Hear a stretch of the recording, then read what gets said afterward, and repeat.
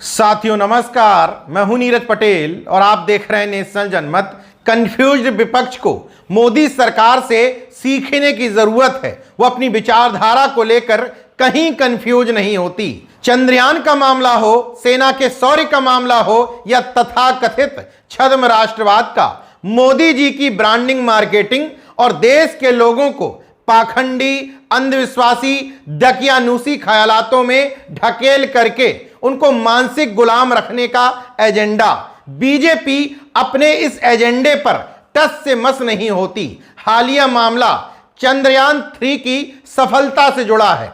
स्वाभाविक तौर पर मोदी सरकार को उसकी ब्रांडिंग, मार्केटिंग करनी थी, लेकिन मोदी की ब्रांडिंग के लिए बीजेपी इतने निचले स्तर तक चली जाएगी कि ना ही इसरो और ना इसरो के वैज्ञानिकों को कोई महत्व देगी, बल्कि यह बताने की कोशिश करेगी कि चंद्रयान 3 की सफलता मोदी जी की वजह से ही संभव हो पाई, वरना इसरो के वैज्ञानिक तो हतोत्साहित हो गए थे।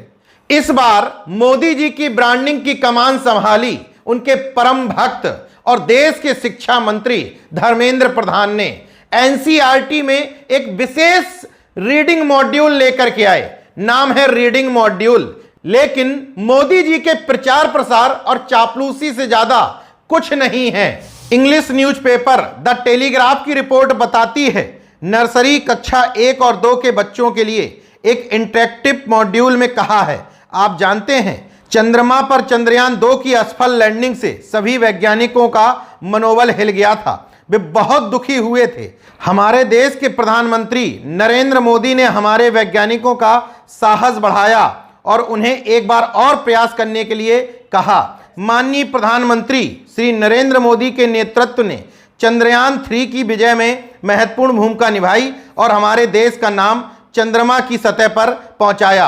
हैरत की बात यह है कि इसरो के चीफ एस सोमनाथ भी इस मॉड्यूल की लॉन्चिंग के समय धर्मेंद्र प्रधान के साथ मौजूद थे, लेकिन इसरो और वैज्ञानिकों के अपमान पर एक शब्द नहीं बोले।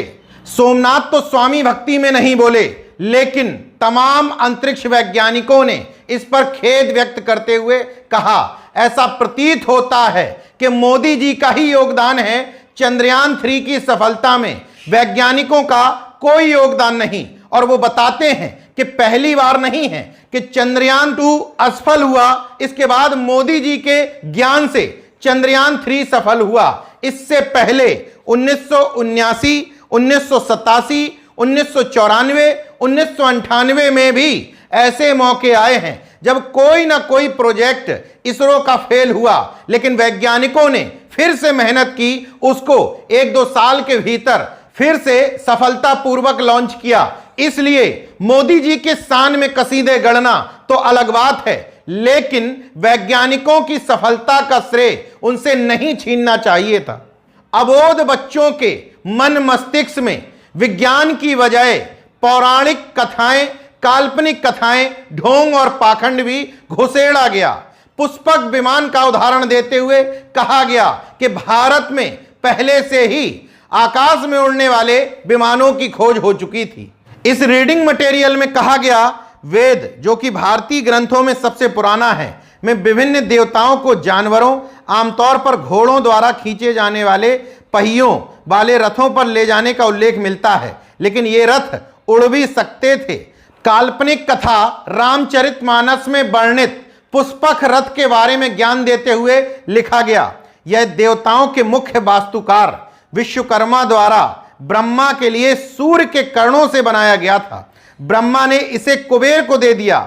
जब रावण ने कुबेर से लंका पर कब्जा कर लिया तो रावण ने इसे अपने निजी वाहन के रूप में इस्तेमाल किया। सीता को पहली टेस्ट ट्यूब बेबी बताना, पुष्पक विमान की चर्चा करना, विज्ञान की खोज वेदों से हुई है, ये सब ज्ञान देना आपको क्या लगता है अनायास है? इसके पीछे सोची समझी रणनीति है और इस रणनीति के तहत ही आगे बढ़ते हुए बीजेपी सरकारों से मूर्ति मांगोगे मंदिर मिल जाएगा, मगर नौकरी मांगोगे लाठियां मिलेंगी। कावड़ियों पर पुष्प वर्षा की जाएगी, विश्वविद्यालयों का बजट घटा दिया जाएगा, कहा जाएगा कि अपनी फीस बढ़ाओ और उससे पैसा कमाओ और अपना खर्चा चलाओ। भले ही मौजूदा सरकार को मोदी सरकार कहा जाने लगा हो, लेकिन वो भारत सरकार है, केंद्र सरकार है। उससे इस तरह की विचारधारा की उम्मीद नहीं की जा सकती। मगर विचारधारा है तो है, कम से कम वो अपनी विचारधारा के प्रति अडिग तो हैं। वो मूर्ख नहीं हैं, बल्कि जनता को मूर्ख बना रहे हैं, क्योंकि उनको पता है उनकी राजनीतिक दुकानदारी तब तक चलेगी जब तक लोगों में वैज्ञानिकता का संचार नहीं होगा। लोग विज्ञानवाद, मानववाद की तरफ बढ़ेंगे तो सरकारों से सवाल करेंगे। इसलिए इनको मंदिर का घंटा पकड़ाओ, अंधविश्वास, पाखंड, कपोल कल्पनाएं, पौराणिक कथाएं, वेद ग्रंथ, धर्मशास्त्रों में उलझा करके रखो, शिक्षा से दूर कर दो, ताकि इन लोगों को मानसिक गुलाम बना करके रखा जा सके। बीजेपी की साजिश और रणनीति देखिए। क्लास नर्सरी 1 और 2 के बच्चों का दिमाग खाली माना जाता है। उस दिमाग में अपनी पौराणिक कथाएं, पाखंड और अंधविश्वास भर करके उनको भविष्य के लिए तैयार किया जा रहा है। बहरहाल बीजेपी और आरएसएस शासन करने के लिए ये सब हथकंडे अपना रही है, अपनी विचारधारा क्लियर कट रूप से आगे बढ़ा रही है। लेकिन सामने बैठा विपक्ष इतना कंफ्यूज्ड है, खास तौर पर इस गोबर पट्टी में, कि वो ना अपनी विचारधारा पे काम करता है, ना अपनी पिच तैयार करता है, बल्कि बीजेपी की तैयार की हुई पिच पर पिछलग्गू की तरह टहलता है। इतनी धुआंधार बैटिंग बीजेपी करती है कि वो सारे मैच हारता चला जाता है। खैर, विपक्ष को उसके हाल पर छोड़ते हैं। जनता से अपील है कि अगर जागरूक हो गए हो, ये बात समझ में आ रही है, तो ज्ञान लेकर के घर में मत बैठो, उस ज्ञान को अगल बगल आस पड़ोस में भी प्रसारित करो। तथागत बुद्ध भी यही कहते थे कि अपना ज्ञान अगर एक जगह सीमित कर लिया तो वो किसी काम का नहीं है। जागरूक हो गए हो तो ज्यादा से ज्यादा लोगों को जागरूक बनाने में ही समय का इस्तेमाल करो।